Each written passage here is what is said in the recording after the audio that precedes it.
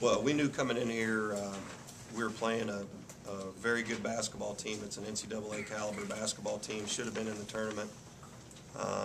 Very well coached, play the right way, tough, tremendous in transition and on the offensive boards, and we just didn't take care of those things. And we were still hanging in there in the first half, and in the second half, we got all out of whack. We thought we were going to make it a pickup game and try and beat them, and just turned it over and turned it over. And the start of the second half is what cost us the game. There's no question.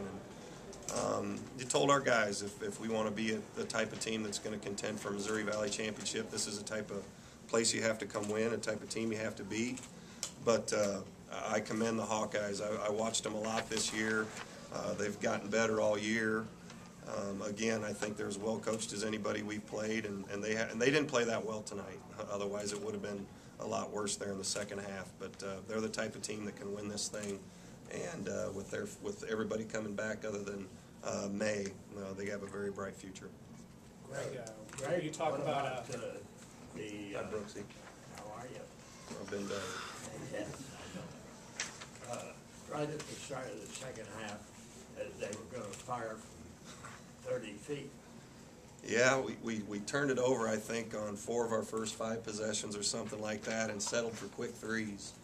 And turnovers are going to happen sometime, and Jake tried to force some things. But one thing we've told them is after a made basket, we need to reverse the ball a couple times and make them have to guard us a little bit, and we just didn't do it.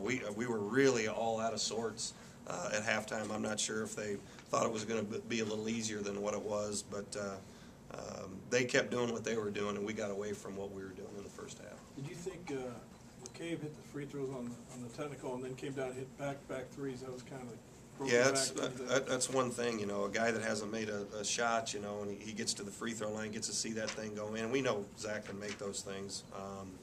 And when we were doing that, we weren't guarding the ball screen correctly on the first time that he hit one, and we switched it, and we're supposed to switch on him and didn't switch. But yeah, that was really big right there in that stretch. But I thought even before that, obviously we got 6 guys on the court.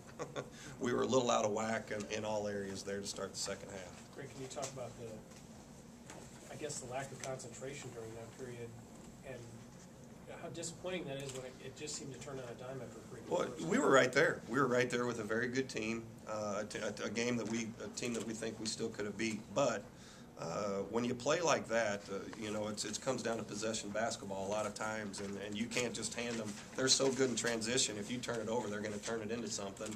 And in the first half, that's really all they scored was off of transition and off their second shots. But it's disappointing. But we don't have a senior, and these are young guys, and we've had quite a bit of a break from our last game. We didn't finish the season the way we'd like to.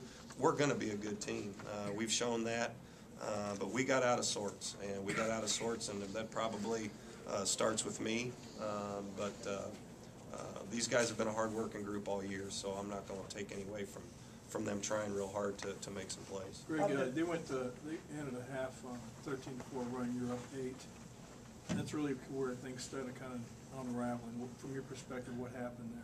Well, it's transition, they got a couple dunks in there. They run out, and this is a team that when you're getting back in transition, you always try to say to sprint ahead of the ball. That's not even good enough against Iowa. You have to sprint ahead of their farthest guy down the floor because those guards do such a great job at advancing it. And all of them run. All their bigs run, and they're really good in transition. At the front, they're great in the front end of a possession, and they're great off the glass at the end of a possession. So I still thought we were okay. I still thought we were okay, even because they were really only getting buckets in transition and off the glass. So I thought we were going to be fine. But you can't, start second half, you just can't turn it over like that. How difficult is it to come off of the 11-12 day break and try to come into a place like this and win? Well, it's I think it's difficult, but it's like anything else. They came from playing awfully well to finish the season and then really fighting like crazy just last weekend. So I think we needed rest. We really needed rest after our conference tournament. We got rest, and I thought our legs were fresh. I think we were okay in that area, but we just didn't play real smart to start the second half. So. A lot of times in the Valley, we're a week ahead of everybody else with our tournament. who knows if it helps? You know, we've done awfully, our league has done well in the postseason tournament, so who knows if it's better or worse, you get more rest. But I know we needed rest to be able to come in here and try to compete.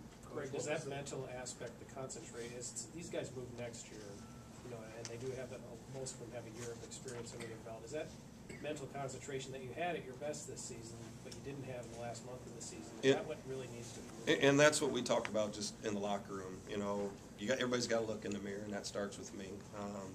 We have to do things a little differently, and if we want to contend to win a championship, we've got to be a little more resilient. We've got to be a little tougher. We've got to listen better. I think I've gotten too negative with them in the last half of the year and just frustrated with how we played. So it starts with me, and it goes right down to our upperclassmen, our soon-to-be seniors with their leadership. So we've all got to change a little bit if we want to be able to compete for a champ. There's enough talent in there to win our league. We just got to all get a little better. Marble's stat line is pretty impressive. He's a hard guy to keep in front of him. He's good.